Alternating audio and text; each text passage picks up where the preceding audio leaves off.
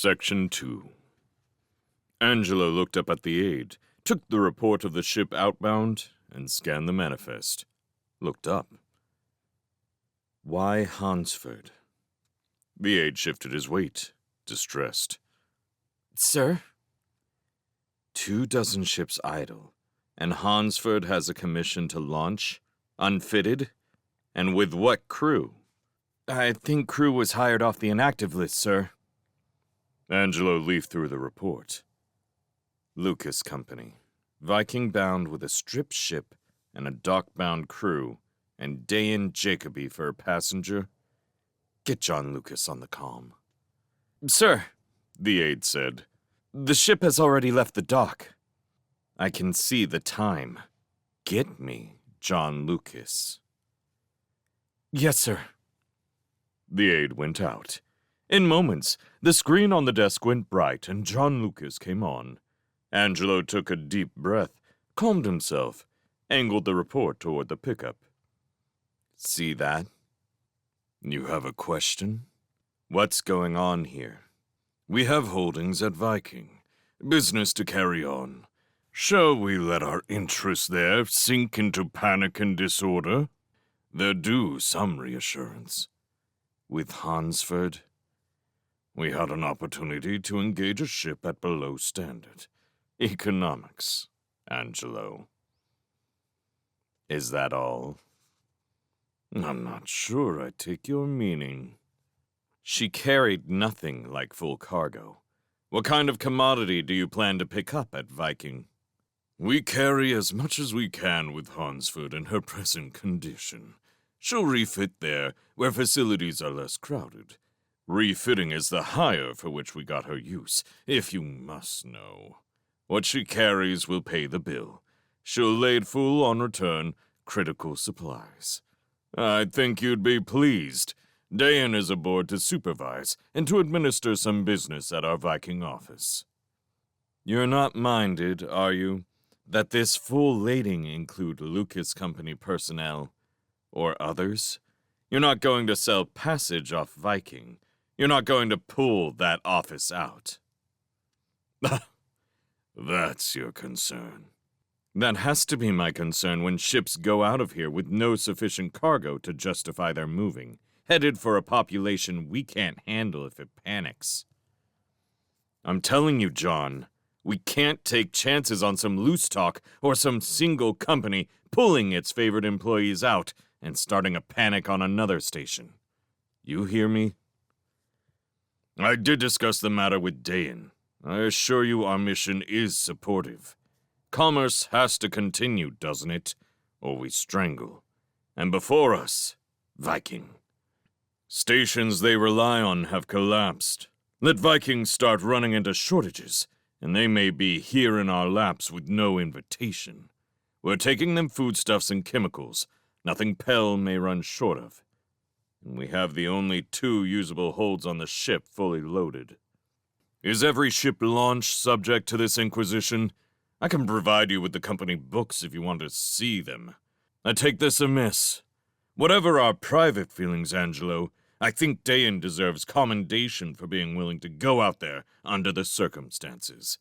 It doesn't deserve a fanfare, we ask for none, but we would have expected something other than accusations. Do you want the books, Angelo? Hardly. Thank you, John, and my apologies. So long as Dayan and your ship's master appreciate the hazards. Every ship that launches is going to be scrutinized, yes. Nothing personal. Any questions you have, Angelo, so long as they're equally applied. Thank you. Thank you, John. John keyed out.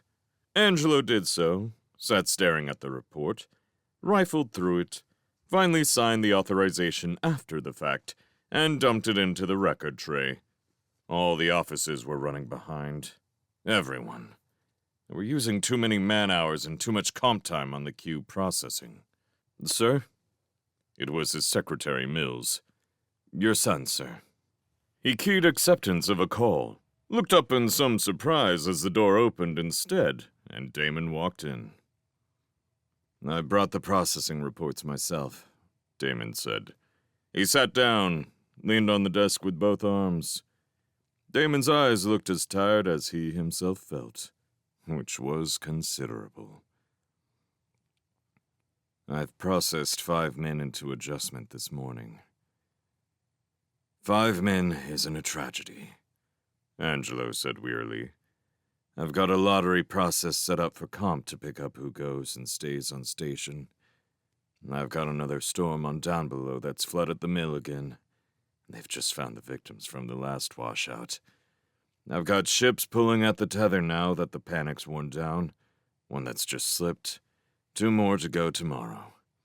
If rumor has it that Mazian's chosen Pell for a refuge, where does that leave the remaining stations? What when they panic and head here by the shipload? And how do we know that someone isn't out there right now, selling passage to more frightened people? Our life support won't take much more. He gestured loosely toward a stack of documents. We're going to militarize what freighters we can, by some pretty strong financial coercion. To fire on refugee ships? If ships come in that we can't handle, yes. I'd like to talk to Aline sometime today. She'd be the one to make the initial approach to the merchanters. I can't muster sympathy for 5 rioters today. Forgive me. His voice cracked. Damon reached across the desk, caught his wrist and pressed it. Let it go again. Emilio needs help down there? He says not. The mill's a shambles, not everywhere. They find all of them dead. He nodded. Last night. Bennett Jacint and Ty Brown, West Kyle yesterday noon. This long, to hunt the banks and the reeds. Emilio and Milico say morale is all right, considering. The Downers are building dikes. More of them have been anxious for human trade. I've ordered more let into base, and I've authorized some of the trained ones into maintenance up here. Their life support is in good shape, and it frees up some techs we can upgrade. I'm shuttling down every human volunteer who will go. That means even trained dock hands. They can handle construction equipment, or they can learn. It's a new age, a tighter one. He pressed his lips together, sucked in a long breath. Have you and Aline thought of Earth? Sir? You, your brother, Aline, and Milico. Think about it, will you? No, Damon said. Pull out and run? You think that's what it's coming to? Figure the odds, Damon. We didn't get help from Earth, just observers. They're figuring on cutting their losses, not sending us reinforcements or ships. No. We're just settling lower and lower. Mazian can't hold forever. The shipyards of Mariner were vital. It's Vikings soon, and whatever else Union reaches out to take. Union's cutting the fleet off from supply. Earth already has. We're out of everything but room to run. The Hinderstars. You know, there's some talk about reopening one of those stations.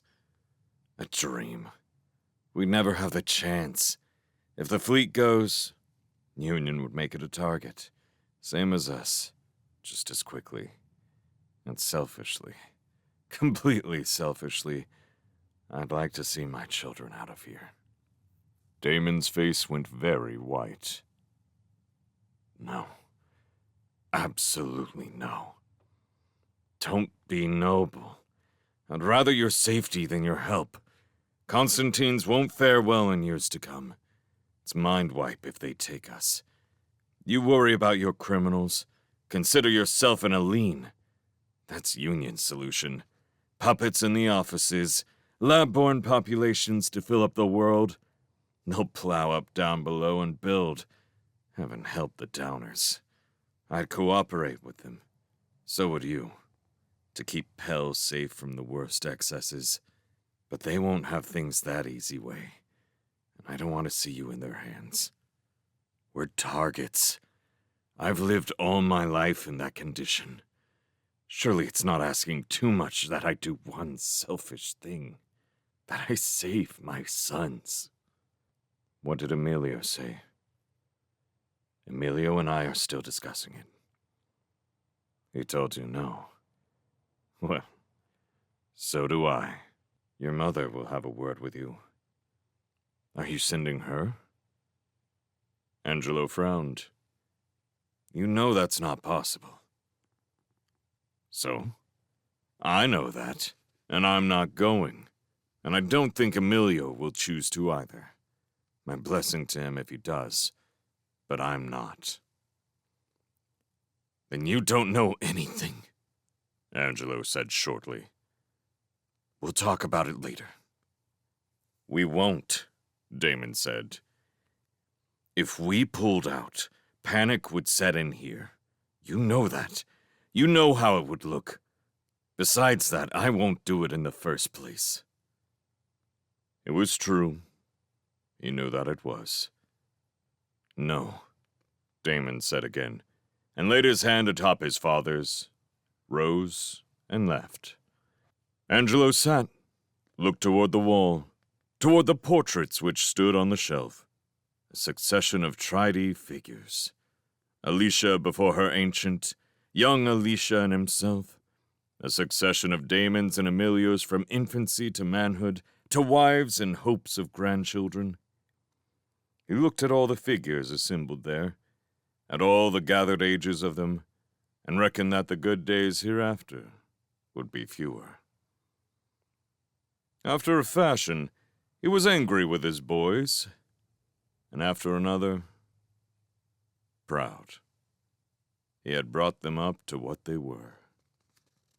Emilio, he wrote to the succession of images, and the sun on Downbelow.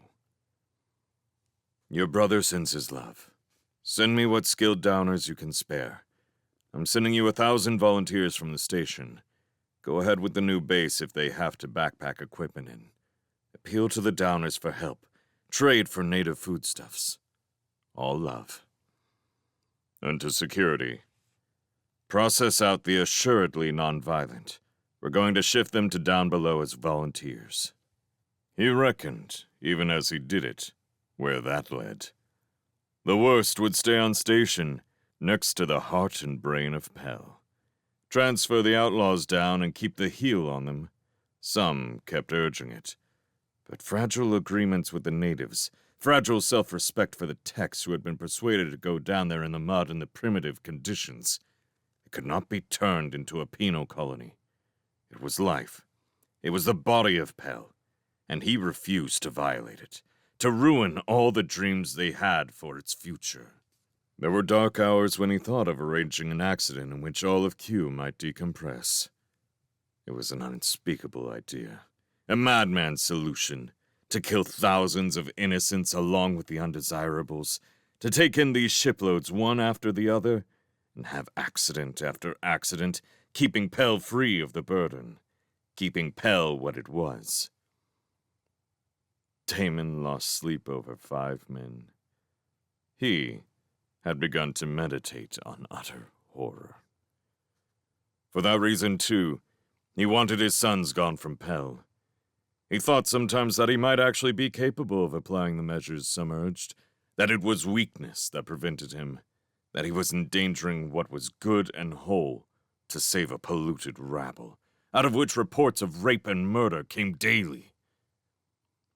Then he considered where it led, and what kind of life they all faced when they made a police state of Pell, and recoiled from it with all the convictions Pell had ever had. Sir, a voice cut in, with the sharper tone of transmissions from Central. Sir, we have inbound traffic. Give it here, he said, and swallowed heavily as the schematic reached his screen. 9 of them. Who are they? The carrier Atlantic, the voice of Central returned. Sir, they have 8 freighters in convoy. They asked to dock. They advise of dangerous conditions aboard. Denied, Angelo said. Not till we get an understanding. They could not take so many. Could not. Not another lot like Mallory's. His heart sped, hurting him. Get me Kreshoff on Atlantic. Get me contact. Contact was refused from the other end. The warship would do as it pleased. There was nothing they could do to prevent it. The convoy moved in, silent, ominous with the load it bore, and he reached for the alert for security.